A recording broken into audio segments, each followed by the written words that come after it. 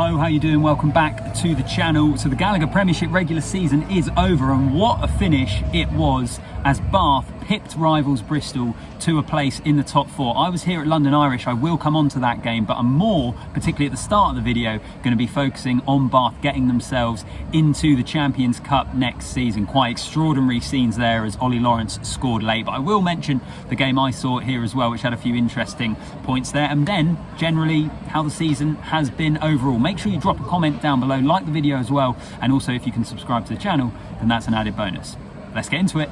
So Bath had to match Bristol's result and then overturn the points difference, which wasn't massive, but even so they had a few things to do essentially, and Bristol got the bonus point victory against Gloucester, and Bath were up against the Saracens side, who admittedly picked a pretty weak team really, but they've earned the luxury to do that. Saracens are top of the table, they know they've got a home semi-final, they can rotate their squad and do whatever they want with it in any way that they think is going to give them the best chance of winning the Premiership as we head into the playoffs next week. So I don't really have too much of a problem with the team that Bath were facing.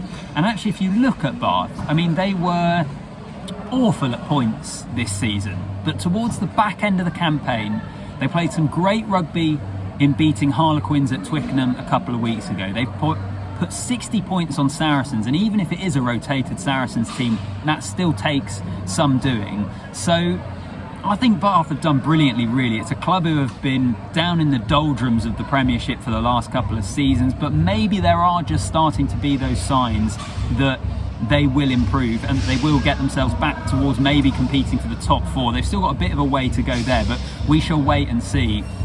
And I remember watching them against Sale earlier this season, and they ended up losing the game. But there was just something there. I felt like there was something that they could potentially just hold on to move forward, like they were starting to put some building blocks in place that might help them be successful. So from a Bath perspective, no problems whatsoever. Congratulations to them. From a Bristol perspective, I mean, they did what they had to do in terms of the bonus point win, but they conceded a penalty try late, which made sure the points difference was definitely really in favour of Bath. Obviously, Ollie Lawrence also scored late for them as well. And it's just been another disappointing season. 2 years back-to-back for Bristol Bears. Where is that club heading at the moment? They finished first a couple of seasons ago. They had that absolutely bonkers game against Harlequins in the semi-final, which they ended up losing. And then since then, they've just been sliding down the table. Where are they going? They're losing a lot of their star players in Charles Piatow, Semi Randrandra, guys like this. So they're not going to have, I think, as strong a squad. What can they do? Can they continue to improve, or do they need some sort of coaching change to come in there? The big narrative as well around this final weekend that I just wanted to mention was the Champions Cup. And a lot of focus, obviously, who gets that final Champions Cup spot. That was ultimately the interesting part of it, really, wasn't it? That was all that was up for grabs. There's no relegation, which is a joke, and top four was already secured. So it was only who got eighth out of Bristol, Bath and Gloucester, really, that was the interesting, or the thing to be decided. And my thoughts on this are, and honestly, this isn't sour grapes towards Bath for pipping Bristol. I'm from Bristol.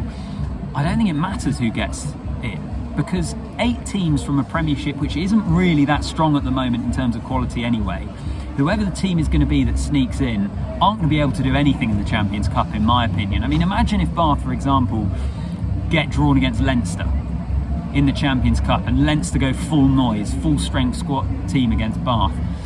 I don't know, I personally, there's all this narrative around who gets in the Champions Cup.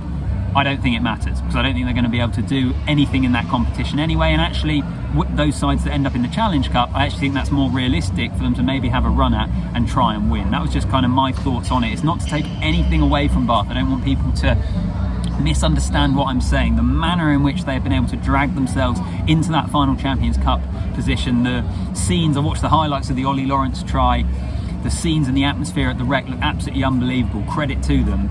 But in terms of next season, the Champions Cup, my view is kind of like, well, who cares? Because the Premiership clubs, apart from maybe a couple at the top, aren't going to be good enough to do anything anyway.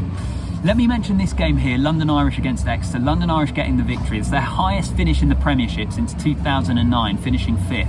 I was just speaking to Declan Kidney, their director of rugby, and he kind of says, I know people might find it strange that we're really happy about almost being the best of the rest, being that team that finishes 5th. We haven't really won anything, but they're absolutely delighted with the progress they're making, and also absolutely delighted following all the off-field noise and distractions we saw this week about the takeover, which we think is happening but seems to be struggling along a little bit, with the players reportedly considering to strike this game because they hadn't been paid their wages for April, which they got paid belatedly by the current owner towards the end of the week. There was so much going on, and London Irish were able to ultimately get the job done. So I think they are a side that hopefully that takeover can take place, and the squad and the team and the club, which is a brilliant club, can be in a really strong position going forward. Hopefully that all continues and they continue to build on what they're doing, because frankly they were absolutely brilliant for many parts of this season. From an Exeter point of view, they named, any of you who've seen the Exeter team news would have seen that it was ultimately,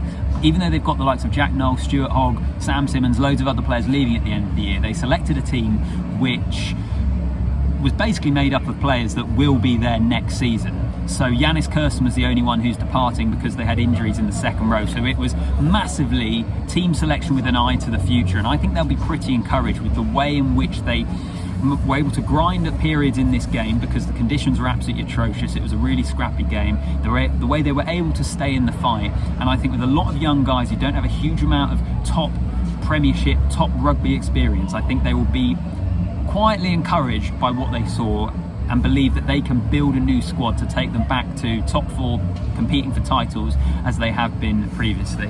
So the Premiership season is ultimately over. I mentioned the game here because I was here, and I mentioned the Bath and Bristol scenario because obviously that's where the kind of news of the day is. The final thing, I suppose, and the final question for you guys in this video is, where is the Premiership at this moment in time? You hear about it being spoken about on the field. It's an exceptionally good league, and I've said on this channel before, I think people confuse competitiveness and quality, in that I think it's a very competitive league. Ultimately, I think because there's a lot of sides that aren't that great if we're looking at the wider context of the top teams in Europe. That's where I kind of see the Premiership is at the moment. We've had all sorts of issues off the field, Wasps and Worcester obviously towards the start of the season. I just feel like we're kind of just trying to get towards the end of this season and hopefully build towards something better from next season, or not. Do you share my negativity, or are you a little bit more positive about it? I think I'll leave it there. You've probably been able to hear the celebrations going on in the background behind me. Plenty of things happening here in Brentford. But that's kind of my general thoughts on this game, my general thoughts on kind of the Premiership as a whole. As I say, do leave a comment down below. I'll maybe do a more considered reaction maybe tomorrow or in the next couple of days. This was kind of my immediate thoughts following the game. So drop a comment down below, like the video and subscribe to the channel, and as always, I'll see you in the next one.